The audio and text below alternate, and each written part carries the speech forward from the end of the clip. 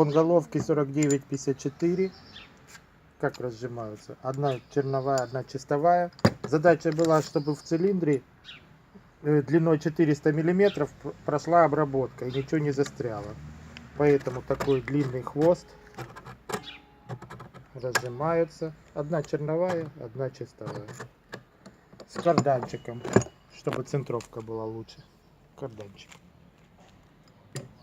Вместо шарниров такой шарнир, так как шарнир был бы больше 50 миллиметров, а задача была обработать 50 миллиметров в длине, сделали карданчик, чтобы центровалось лучше.